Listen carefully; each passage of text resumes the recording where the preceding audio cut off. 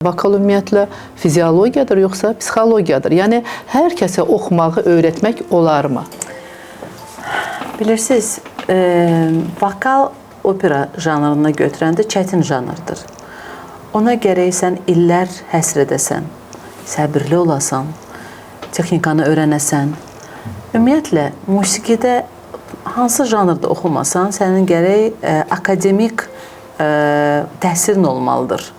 Estradada, caz musiqisində akademik texnikanı bilməlisən. Bütün janrların öz və opera oxumaq üçün ancaq orada həm necə bayaqları qeyd etdiniz, fizioloji, həm də ki o psixoloji, bütün bu biz neçənci əsrlərin əsərlərini oxuyuruq.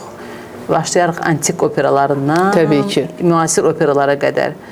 Bu operaları oxumaq üçün də gərək sən o əsrin, o vaxtın, o yazıldığı vaxtın bəstəkarının düşüncələrini, o nə demək istəyirdi o operada? Elə Carmen'i götürək, ya da Giuseppe Verdi'nin, İtalyan bəstəkarı Giuseppe Verdi'nin Aida operasını götürək, ya da Üzeyir bəyin Leyli Məcnun operasını götürək, ya da o vaxtın sən gərək yaşayasan, öyrənəsən.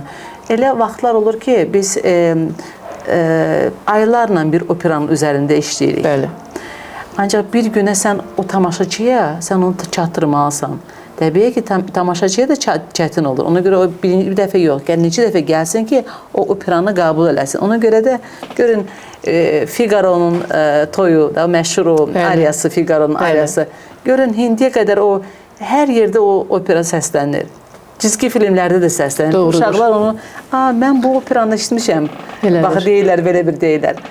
Ona görə klassik opera heç vaxtı, klassika heç vaxtı ölməyəcək. Klassika həmişə yaşayacaq.